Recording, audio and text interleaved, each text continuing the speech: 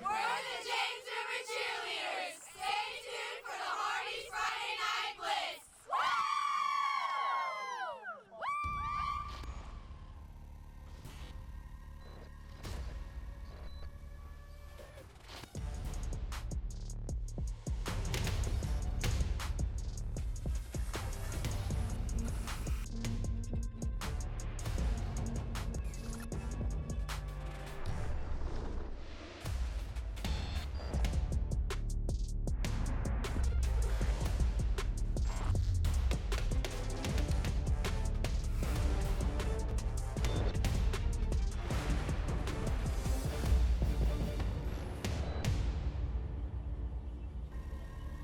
Hardy's Friday Night Blitz is sponsored by Hardy's, Don Hudson Insurance, Muckadoos, Wicked Diesel, and by Academy Sports and Outdoors.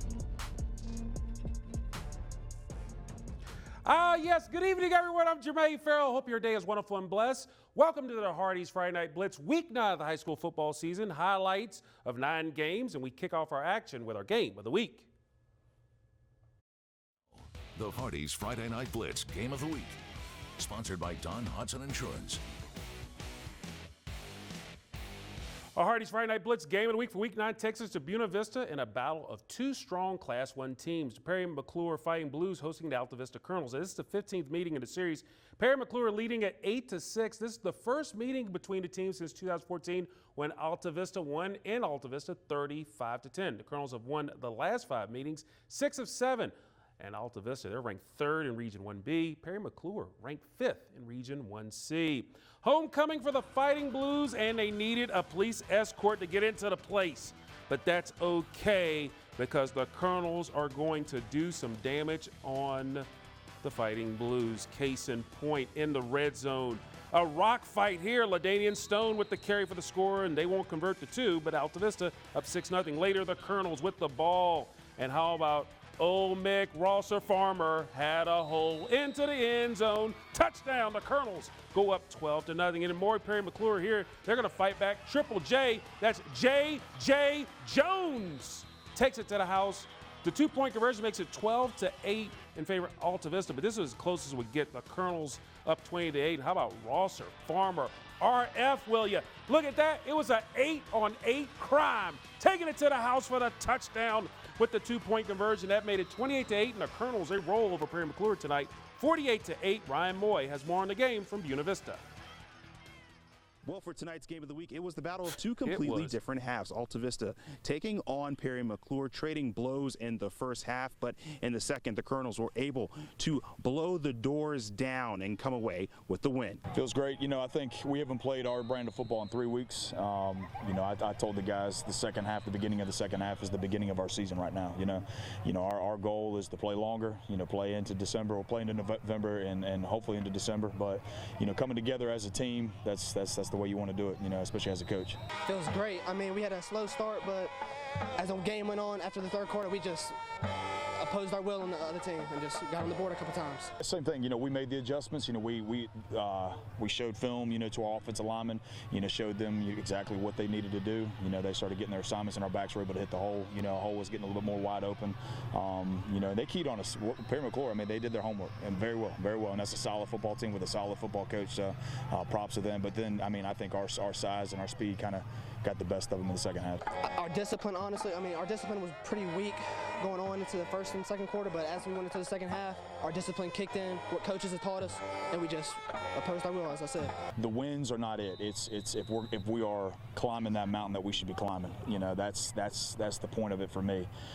As long as we're doing that, the wins should come. If you're doing the things that you should be doing week by week. So.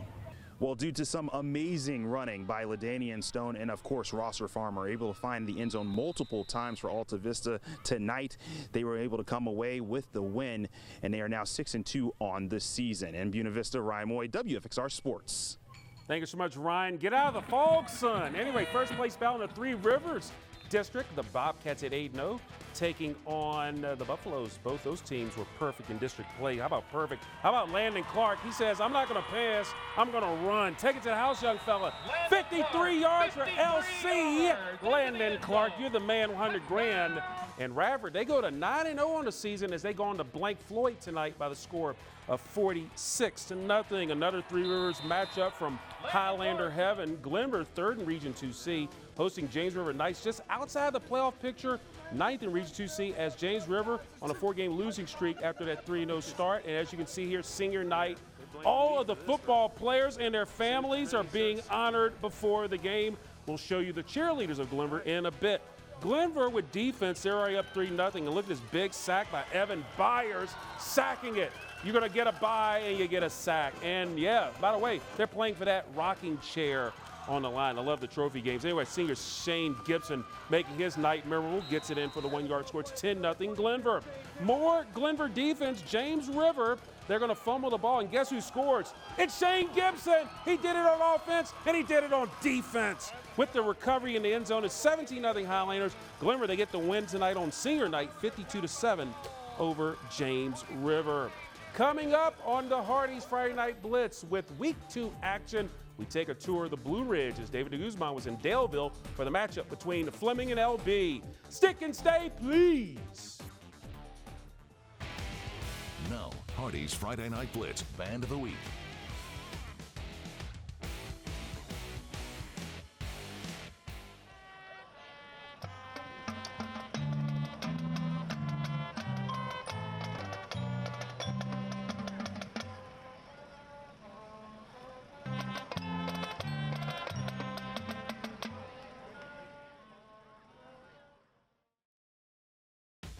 And now, back to the Hardee's Friday Night Blitz on WFXR. Time to get it on. And welcome back, good peeps, to the Hardee's Friday Night Blitz. And, of course, joining me right now, David DeGuzman is in the house. David, of course, always looking stylish. You're over in Daleville. Lord Botcha trying to bounce back against a surging William Fleming team. Yeah, Jermaine, these are two teams that have been bit by the bug known as William Byrd. Lord Botetourt fell to the Terriers last week in the Cavaliers' first shutout loss in over a decade. Fleming had lost to Byrd the week before, but bounced back with a 40-7 win over Northside. It was a cold night in Daleville, which means you got to bring the onesies out to keep warm. In the third quarter, LB trailing 7-0 Jakari nicely, fakes the handoff, fakes me out, and keeps the ball himself, trotting into the end zone for the score. We are tied at 7. Now the Colonels struggling with turnovers in the third quarter. First, the interception by Cody McConaughey. That did not yield any points for the Cavs, but then Fleming, knocking at the doorstep of the red zone, turns the ball over on a fumble, and the Cavaliers get back in business. Leads to this play in the fourth quarter. Nicely wants this delivered via airmail. Priority shipping, please. The delivery man is Tierre McGinnis. A 53-yard touchdown haul puts LB in the lead, 14-7.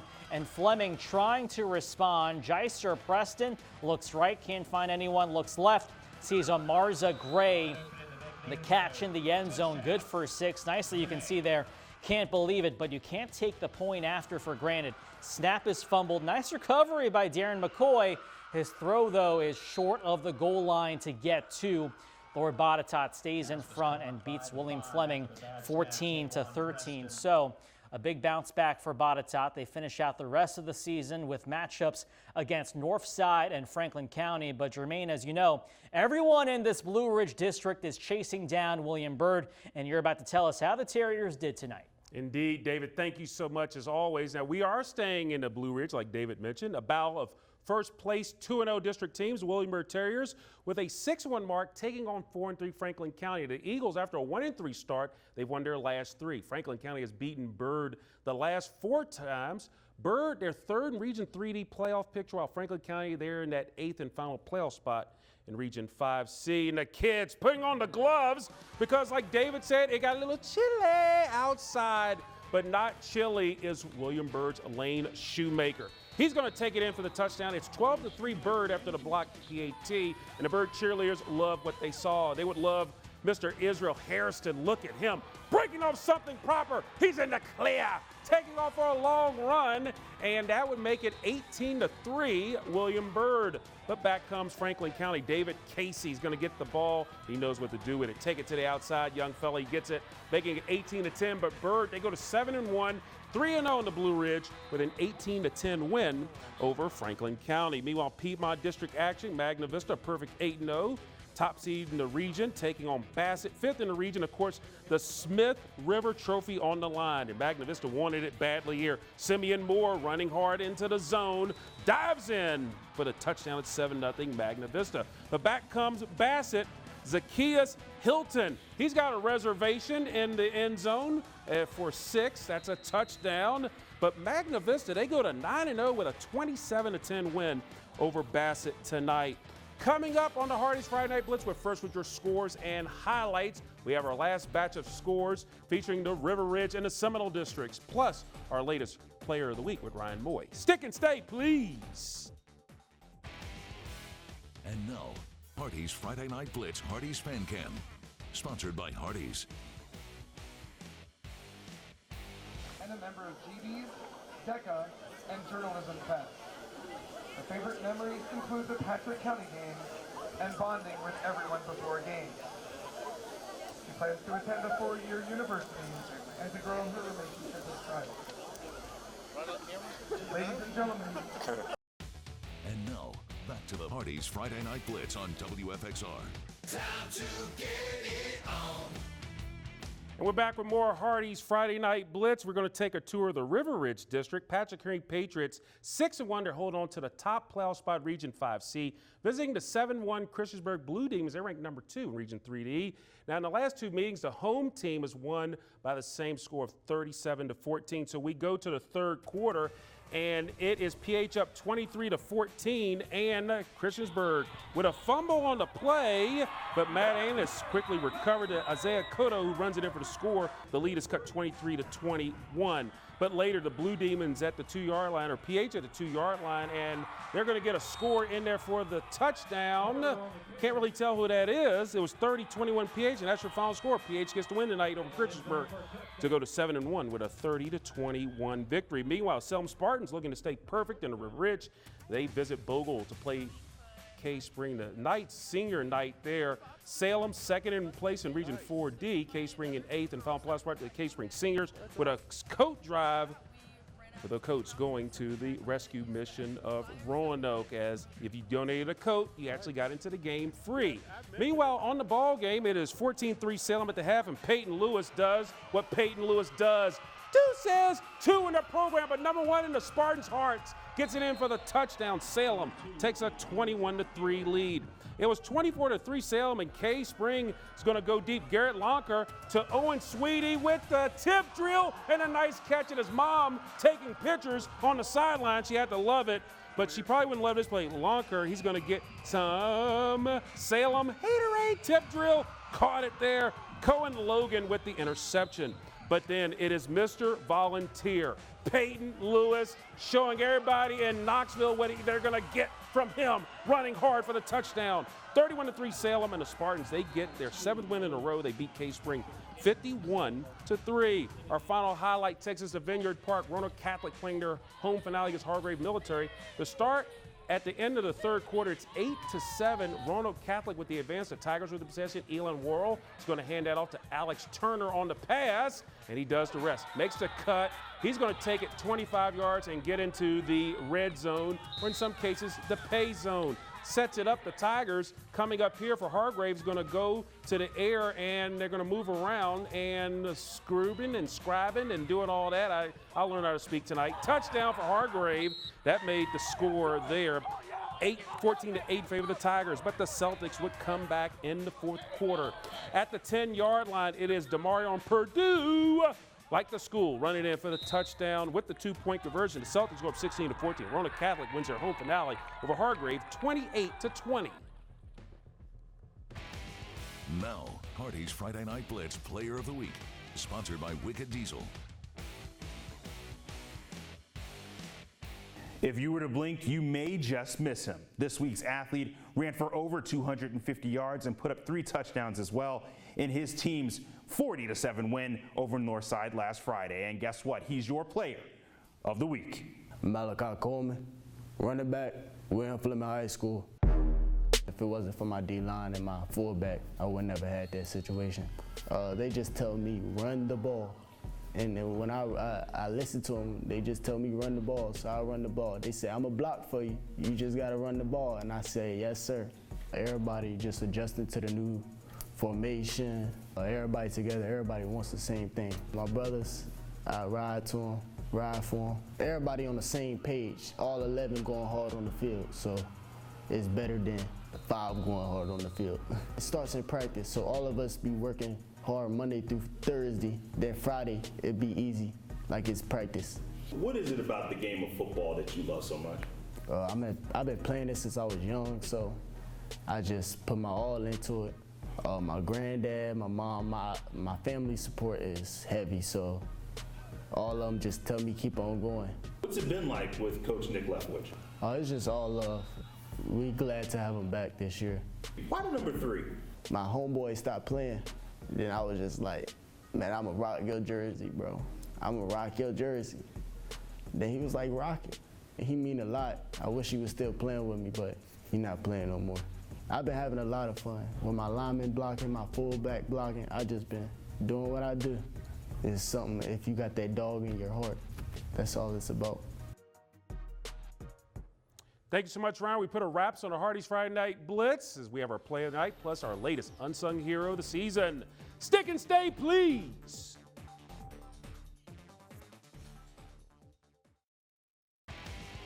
And now, the Maca Did It Play of the Night. Sponsored by McAdoo's. Our Maca Did It Play tonight, courtesy of Alta Vista's Rosser Farmer, sees nothing but green grass and daylight in front of him, or in this case, nightlight. A long 80-yard run as Alta Vista gets the win, as Rosser Farmer gets our Maca Did It Play of the night. And now, it's Hardy's Friday Night Blitz Unsung Hero, celebrating those who keep the game moving. Sponsored by Academy Sports and Outdoors. This week's Unsung Hero nominee is Charlie Meeks of Radford High School. Now, Meeks has coached throughout the program for 31 years, including high school and Radford recreational sports. Now, for the last 2 years, Meeks has been the middle school head coach, and that went undefeated in both his years. He's retiring after a 52-0 win over Andrew Lewis back on October 9th. This year, the middle school team went 6-0, winning their games by a total score of 235-36. People with the Radford program say he has been a mentor to hundreds, if not thousands, of young student athletes over the last 31 years. So congratulations to Charlie Meeks on being our unsung hero. And speaking of unsung heroes, how about 6-year-old Zeke Harmon? He is a shining light for the K Spring 10 and under Pee Wee football team. Zeke is a familiar sight in the stands and on the sidelines, but his dreams are much bigger than that. And even being a spastic quadriplegic diagnosed with cerebral palsy isn't letting him stop anything. Now, I was there Wednesday night for the emotional night in Roanoke County where Zeke turned those gridiron dreams into a reality. So I didn't find out until he was about 14 months old. Ezekiel was born as a micropreemie, and while in the hospital he had bradycardia, apnea of prematurity. And so he flatlined when he was young for about 6 minutes, and when they brought him back, he had brain damage. I wish he could play football with me. I wish he could be on the field with me, tackling all the guys. We were talking about what I have to do on D. He said I have to cut up, get close if there's no receiver, and then come in this way, start working my way that way if the ball's over there, and if not, I want to stay on this way. He's still a blessing. I wouldn't change anything about him. It obviously makes life a little bit more difficult than my older 2 children, just because of the things that come with having a child that has special needs, like needing help with toiletries and feeding and walking. But he's a blessing all around. All right, Nats, we ready? Yes, sir! We ready? Yes, sir! Let's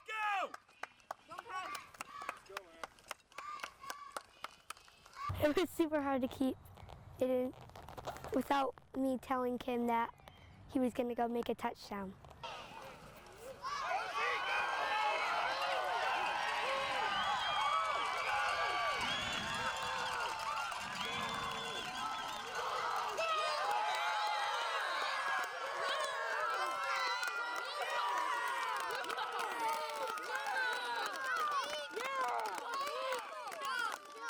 What was that like, Zeke?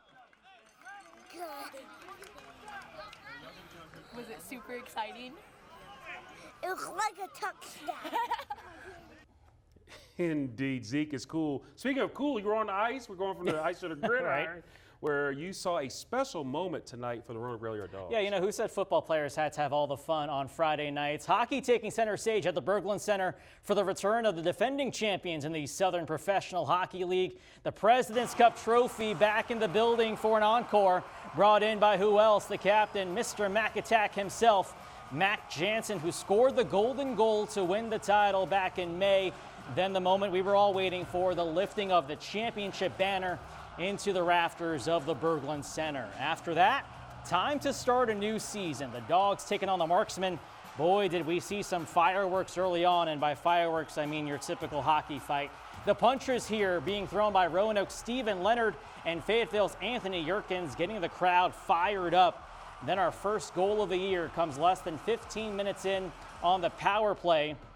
Jacob Kelly fires on the feed from Dom Marcinkiewicz, lights the lantern to give Roanoke a 1-0 lead. The Dogs start out their title defense with a victory 4-0 over the Marksmen. Nothing like a little hockey with our football action. I know, get a little mixed there. It looked pretty good. But guess what? Next week, David, because of the World Series Game 1, we're going to go on at 11:30. So we will have all the action with Hardy's Friday Night Blitz. We'll have the show on a little bit later. Thanks so much, David, for all you do. And the crew, I'm Jermaine Farrell. Hope all of your teams are winners. Have a wonderful and blessed night, everybody.